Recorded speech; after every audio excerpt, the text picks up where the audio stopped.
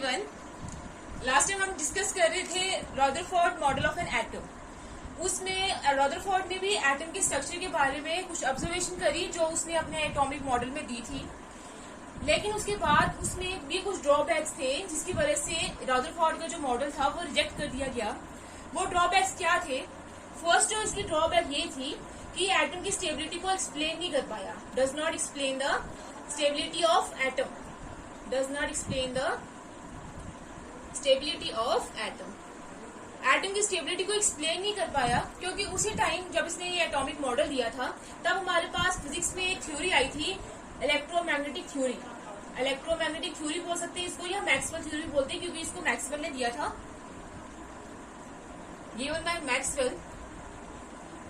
उसमें इसने ये बोला था कि अगर हमारे पास कोई चार्ज पार्टिकल है और दूसरा जो चार्ज पार्टिकल है वो इसके इर्द गिर्द सर्कुलर पाथ में क्या कर रहा है, रिवॉल्व कर रहा है, तो ये जो हमारे पास चार्ज पार्टिकल है वो क्या करेगा, कंटिन्यूसली एनर्जी क्या करता जाएगा, रिलीज करता जाएगा। एनर्जी क्या करता जाएगा, रिलीज करता जाएगा, जिसकी वजह से क्या होगा, उसकी स्पीड क्या हो जाएगी, कम हो जाएगी। स्पीड कम होती जाएगी तो उसके बाद इसका डिस्टेंस जो है वो भी क्या होता जाएगा, कम होता जाएगा, और ये जो चार्ज पार्टिकल है वो सीधा जाके सेंटर में जाके फॉल हो जाएगा, गिर जाएगा वहां पे, और उसको क्या कर देगा, कोलैप्स कर देगा। जैसे हमारे पास अगर ये चार्ज पार्टिकल है तो दूसरा चार्ज पार्टिकल इसके सराउंडिंग में ये रिवॉल्व कर रहा है, तो ये क्या करेगा, कंटिन्यूसली रिवॉल्व करता रहेगा और अपनी जो है वो एनर्जी रिलीज करता जाएगा, जिसकी वजह से इसकी स्पीड कम होती जाएगी और ये क्या होता जाएगा, सेंटर में आके गिर जाएगा यहाँ पे। और इसका मतलब जो ये चार्ज पार्टिकल का जो पाथ होगा वो सर्कुलर ना होकर क्या होगा, हमारे पास स्पाइरल होगा। अगर कोई चार्ज पार्टिकल दूसरे चार्ज पार्टिकल के इर्द गिर्द क्या कर रहा है, रिवॉल्व कर रहा है। लेकिन अगर हम बात करते हैं इलेक्ट्रॉन की, तो रदरफोर्ड ने जो इलेक्ट्रॉन का ये जो एटम का मॉडल दिया है वो भी इसी के जैसे ही है कि हमारे पास सेंटर में चार्ज पार्टिकल्स होते हैं जिसको हम क्या बोलते हैं, न्यूक्लियस,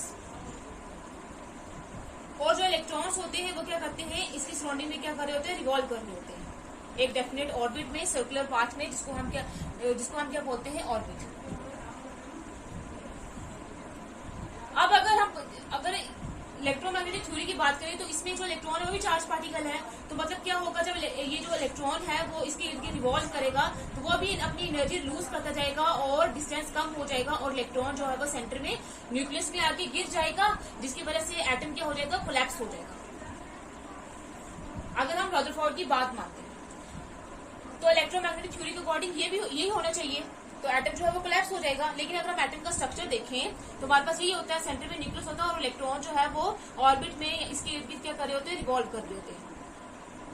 तो ये क्यों हुआ, रदरफोर्ड ये एक्सप्लेन नहीं कर पाया।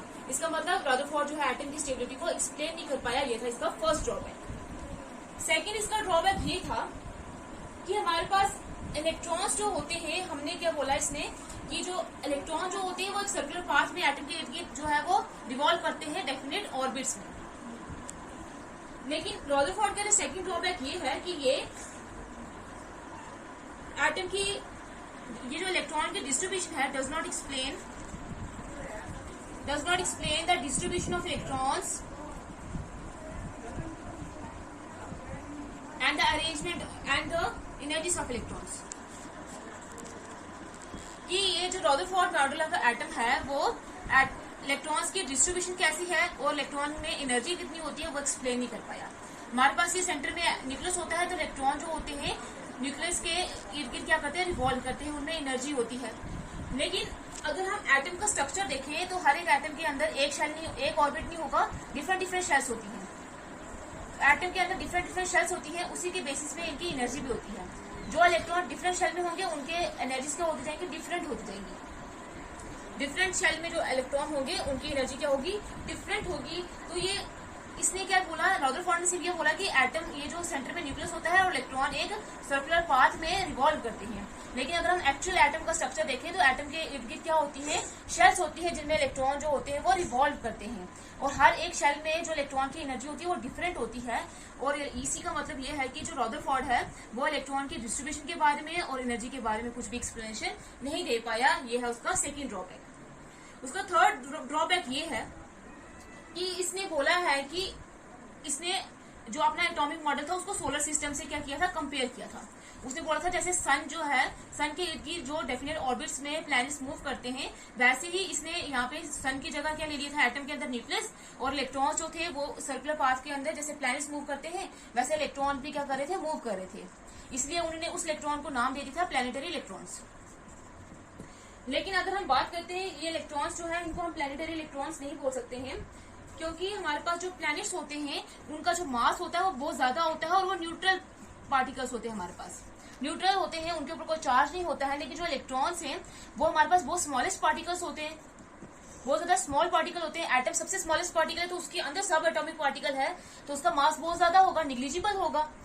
तो और उसके ऊपर जो इलेक्ट्रॉन के ऊपर नेगेटिव चार्ज होता है, तो इसका मतलब एटम को हम, ये जो इलेक्ट्रॉन्स हैं उनको हम प्लैनेट्स के साथ कंपेयर नहीं कर सकते हैं, उनको हम प्लैनेटरी इलेक्ट्रॉन्स नहीं बोल सकते हैं। ये था इसका थर्ड ड्रॉबैक। जो नेक्स्ट इसका ड्रॉबैक ये है कि ये एलिमेंट के जो हमारे पास एटम होता है उसको लाइन स्पेक्ट्र को ये एक्सप्लेन नहीं कर पाया, एलिमेंट के लाइन स्पेक्ट्र को ये एक्सप्लेन नहीं कर पाया। अब ये लाइन स्पेक्ट्र क्या होता है, जब हम कोई लेंगे क्या, एटम लेंगे, जब हमारे पास एक एटम है जैसे ये, अगर हम इसमें व्हाइट लाइट पास करवाएंगे, ये हमने व्हाइट लाइट पास करवाई है, तो ये जो व्हाइट लाइट है वो 7 कलर्स में आगे जाके स्प्लिट हो जाएगी।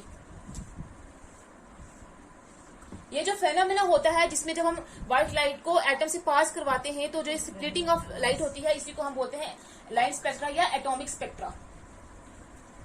तो ये देखा गया कि एटम के अंदर जब भी हम व्हाइट लाइट पास करवाएंगे तो वो 7 कलर्स में स्प्लिट हो जाएगा, जिसको हम एटॉमिक स्पेक्ट्रा बोल रहे हैं।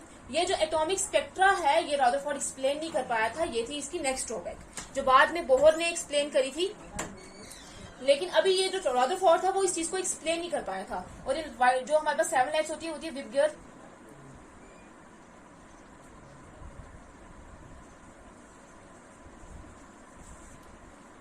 ये फेनोमेना है लाइन स्पेक्ट्रम का। ये हमारे पास हर एक एटम के अंदर जब डिफरेंट साइंटिस्ट ने देखा कि जब व्हाइट लाइट पास करवाती है तो वो 7 कलर में स्प्लिट होती है। हर एक एलिमेंट के जो एटम्स होते हैं वो हमारे पास रदरफोर्ड एक्सप्लेन नहीं कर पाया था, तो ये थी उसकी नेक्स्ट ड्रॉबैक। तो इन्हीं ड्रॉबैक्स की वजह से रदरफोर्ड का जो मॉडल है एटम का वो भी रिजेक्ट कर दिया गया। उसके बाद और साइंटिस्ट आए जिन्होंने नेक्स्ट अपने मॉडल दिए एटम के स्ट्रक्चर को एक्सप्लेन करने के लिए, वो हम नेक्स्ट पढ़ेंगे।